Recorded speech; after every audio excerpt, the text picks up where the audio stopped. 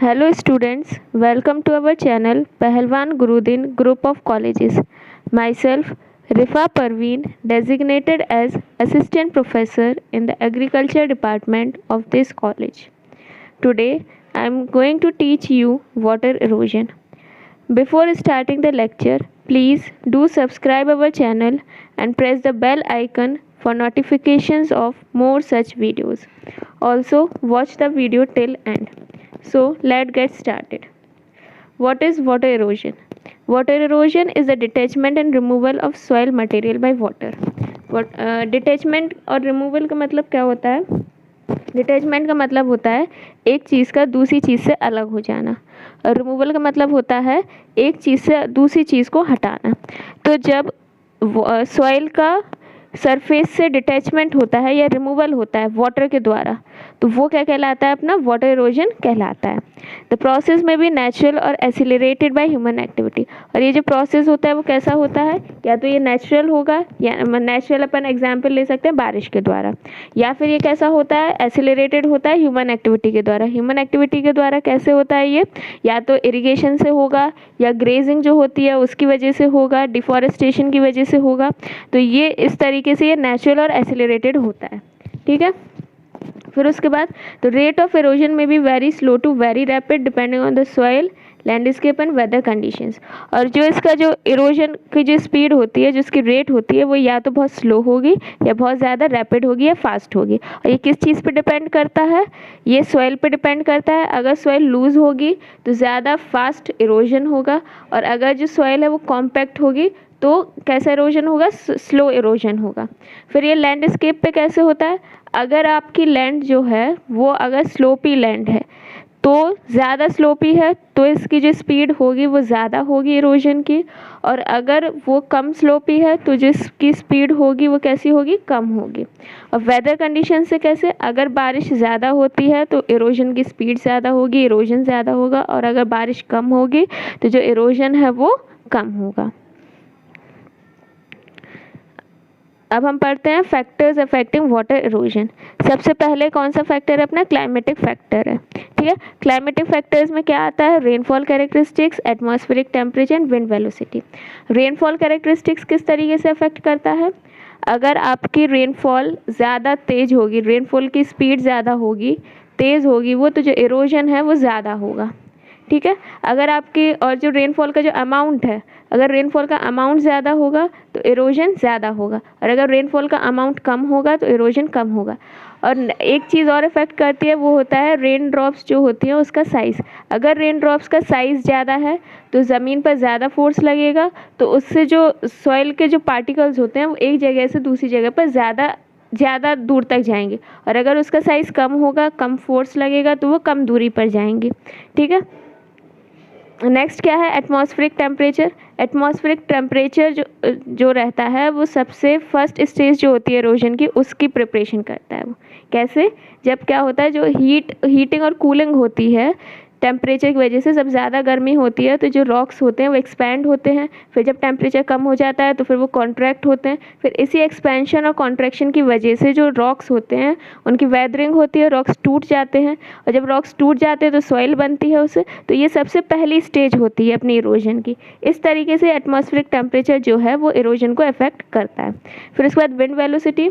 Wind velocity कैसे करेगी? जो बारिश होती है, अगर विंड होगी ज़्यादा तेज़ होगी तो बारिश जो रहती है वो ज़्यादा तेज़ होती है, बारिश की स्पीड तेज़ होती है। अगर विंड कम होगी तो बारिश की स्पीड भी कम होगी। और दूसरी चीज़ क्या होता है कि जो विंड होती है वो क्लाउड्स को एक जगह से दूसरी जगह पर ले जाती है। ठीक है। और जिस जगह पर क्लाउड्स नहीं होते हैं वहाँ पर कम इरोजन होगा, और जहाँ पर क्लाउड्स पहुँच जाते हैं वहाँ बारिश होगी, तो वहाँ पर इरोजन जो है वो कैसा होगा? ज़्यादा होगा।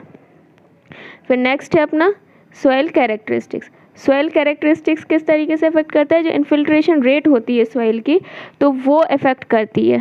जो इन्फिल्ट्रेशन रेट होती है सॉइल की वो इफेक्ट करती है इरोजन को। कैसे? जो पानी है, अगर सॉइल अपनी परमेएबल होगी, पोरस होगी, तो जो पानी है वो सॉइल के अंदर नीचे चला जाएगा। ठीक है। अगर सॉइल आपकी परमेएबल नहीं होगी तो जो परमेएबल नहीं होगी तो जो पानी है वो नीचे नहीं जा पाएगा, और पानी अगर नीचे नहीं जा पाएगा तो एक जगह से दूसरी जगह पर पहुंच जाएगा, उसका रन ऑफ ज़्यादा हो जाएगा। तो अगर रन ऑफ ज़्यादा हुआ तो जो क्या बोलते, तो जो इरोजन है, वाटर इरोजन है, वो ज़्यादा होगा। और अगर सॉइल, दूसरी चीज़ क्या है, अगर सॉइल जो है वो लूज़ होगी तो इरोजन ज़्यादा होगा, और अगर कॉम्पैक्ट होगी तो इरोजन जो है वो कम होगा। ठीक है, next slide. Vegetation, it creates the obstacle for rain drops as well as glowing run off. जो वेजिटेशन होता है तो वो ऑब्स्टिकल का काम करता है। ऑब्स्टिकल का मतलब रुकावट, तो वो रुकावट का काम करता है रेन ड्रॉप्स के लिए। मतलब जो लीव्स होती हैं, अगर बारिश आएगी तो लीव्स की वजह से, जो पेड़ लगे होते हैं उनकी लीव्स की वजह से बारिश ज़मीन पर ज़्यादा नहीं पहुंच पाती है। तो अगर वो बारिश ज़मीन पर नहीं पहुंच पाएगी तो उससे इरोजन जो है वो कैसा होगा, कम होगा। और दूसरी चीज़, जो पानी जो बह कर आता है, अगर ट्रीज़ लगे होंगे, प्लांट्स लगे होंगे, तो उनके पानी जो बह कर आता है उसके लिए भी वो रुकावट का काम करता है, तो उससे जो इरोजन है वो कम होगा। इसीलिए कहते हैं कि इरोजन को कंट्रोल करने के लिए ज़्यादा से ज़्यादा पेड़ लगाने चाहिए। ठीक है, नेक्स्ट है अपना टोपोग्राफिक इफेक्ट। टोपोग्राफिक इफेक्ट कैसे करता है, the land slope, length of slope and shape of the slope are main factors which influences soil erosion. अगर जो अपनी जो स्लोप है, जो लैंड की स्लोप है, अगर वो ज़्यादा स्लोपी लैंड होगी तो वहाँ पर पानी का बहाव ज़्यादा होगा, पानी का बहाव ज़्यादा होगा तो इरोजन ज़्यादा होगा। और अगर वो कम स्लोप होगी तो जो पानी का बहाव है वहाँ पर कम होगा, तो वहाँ पर इरोजन जो है वो कैसा होगा, कम होगा। वह नेक्स्ट हैगा टाइप ऑफ वाटर इरोजन। सबसे पहला टाइप कौन सा है, शीट इरोजन। शीट इरोजन में क्या होता है, this type of erosion removes very thin layer of soil from the soil surface. इस शीट इरोजन में जो बहुत पतली लेयर होती है सॉइल सरफेस के ऊपर, वो लेयर जो है वो हट जाती है। वो लेयर पानी अपने साथ बहाकर ले जाता हैगा उस लेयर को। तो ये शीट इरोजन वही कहलाता है, जब एक पतली सी जो लेयर होती है वो एक जगह से दूसरी जगह चली जाए, पानी अपने साथ बहा कर ले जाए, तो उससे शीट इरोजन होता है। जो शीट इरोजन होता है वो फार्मर्स को बहुत जल्दी पता नहीं चलता हैगा, आसानी से पता नहीं लग पाता। लेकिन जब प्लांट्स की क्रॉप्स की जब प्रोडक्टिविटी कम हो जाती है तब पता चलता है कि वहाँ पर इरोजन हुआ है। दूसरा है rill erosion. This is the next phase of sheet erosion wherein run off cuts the surface into finger shape channels. जो पानी का जो रन ऑफ होता है, जल का जो रन ऑफ होता है, तो वो क्या करता है, फिंगर जैसे प्रोजेक्शंस बना देता है, फिंगर शेप बना देता है। तो वो क्या कहलाता है, अपना रिल इरोजन कहलाता है। लेकिन ये रिल इरोजन भी ज़्यादा हार्मफुल नहीं होता, और जब निराई गुड़ाई होती है, टिलेज होता है, तो ये जो रिल इरोजन होते हैं, तो जो रिल्स बनते हैं, जो फिंगर्स प्रोजेक्शंस बनते हैं, वो अपने आप चले जाते हैं। नेक्स्ट हैगा अपना गली इरोजन। गली इरोजन में क्या होता है, गली erosion is the advanced stage of reel erosion. ठीक है, जब रिल इरोजन अपना ज़्यादा होगा, स्पीड ज़्यादा होगी, पानी ज़्यादा होगा, तो वो क्या होता है,